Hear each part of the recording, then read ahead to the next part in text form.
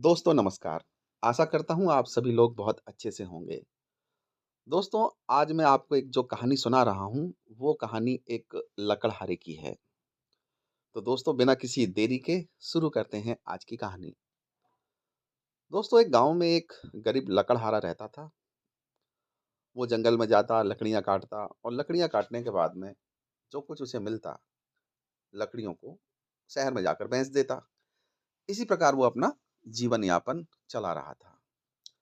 एक दिन रोज की ही तरह वो एक पेड़ पर चढ़कर लकड़ियां काट रहा था और नीचे एक नदी थी।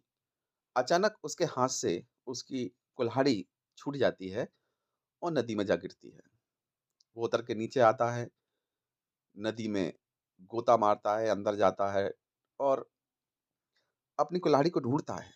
लेकिन नदी गहरी थी और काफ़ी मेहनत और मशक्क़त करने के बाद भी उसे अपनी कुल्हाड़ी नहीं मिलती है। तो वो निराश होकर नदी के किनारे बैठ जाता है और ज़ोर-ज़ोर से ज़ारो कतार फूट-फूट कर रोने लगता है। काफ़ी देर रोने के बाद जब वो रो रहा था और काफ़ी मायूस हो गया था, तभी अचानक से जल में से एक जल का देवता प्रकट होता है। वो पूछता है उस लकड़हारे से कि भाई क्यों रो रहे हो? तो वो कहता है लकड़हारा कि मेरी कुल्हाड़ी नदी में चली गई है और उसी कुल्हाड़ी से मैं लकड़ियाँ काटता था और अपना जीवन यापन करता था। अब तो मेरी पूरी आजीविका का साधन ही चला गया। अब मेरा जीवन कैसे गुज़रेगा? मेरा गुज़र-बसर कैसे होगा? तो जल देवता कहते हैं कि ठीक है, मैं तुम्हारी कुल्हाड़ी दे देता हूँ।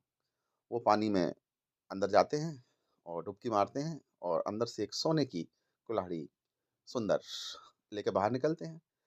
जब उस कुल्हाड़ी को देखता है लकड़हारा तो कहता नहीं, नहीं ये मेरी कुल्हाड़ी नहीं है। तो जल देवता फिर से अंदर जाते हैं और एक और कुल्हाड़ी निकालते हैं। इस समय वो कुल्हाड़ी चांदी की थी।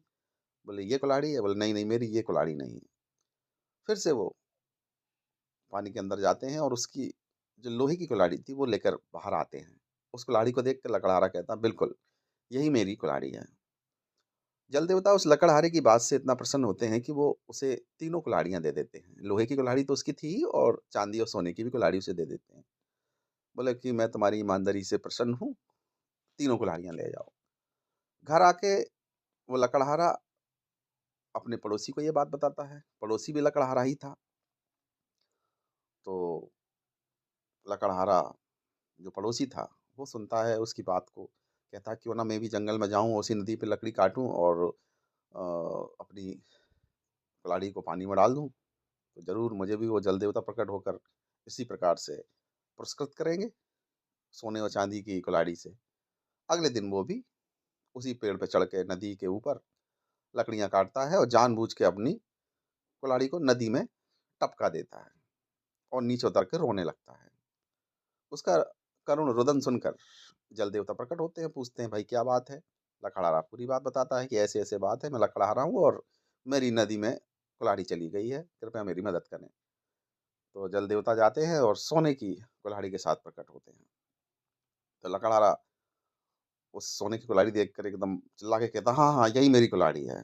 इस बात से जल देवता बहुत ज़्यादा क्रोधित हो जाते हैं और कहते हैं, मूर्ख, लालची, तू तो बहुत लालची मनुष्य है। तेरी कुल्हाड़ी तो लोहे की थी और तू इस सोने की कुल्हाड़ी को अपना बता रहा है। और इतना कहते ही वो अदृश्य हो जाते हैं। अब तो लकड़हारा और ज़ोर-ज़ोर से रोने लगता है, चीखने लगता है कि भई मैं तो मरा और मेरी तो लोहे की कुल्हाड़ी भी चली गई, अब क्या होगा? लेकिन इस बार कोई भी जल देवता, कोई भी फरिश्ता या कोई भी देवता नहीं आता है। काफ़ी देर रोने के बाद वो अपने घर की ओर लौटने लगता है और अपने लालच की वजह से अपनी कुल्हाड़ी को भी खो देता है और हाथ मलता हुआ अपने घर की ओर आता है। तो दोस्तों, ये थी आज की कहानी। आशा करता हूँ आपको अच्छी लगी होगी। कैसे लालच की वजह से उसे ज़्यादा तो कुछ मिला नहीं, बल्कि उसकी जेब का था वो भी चला गया। तो लालच से हमें हमेशा बचना चाहिए। दोस्तों मिलते हैं जल्द ही एक नई कहानी के साथ, एक नए कंटेंट और नए टॉपिक के साथ। तब तक आपका बहुत-बहुत धन्यवाद।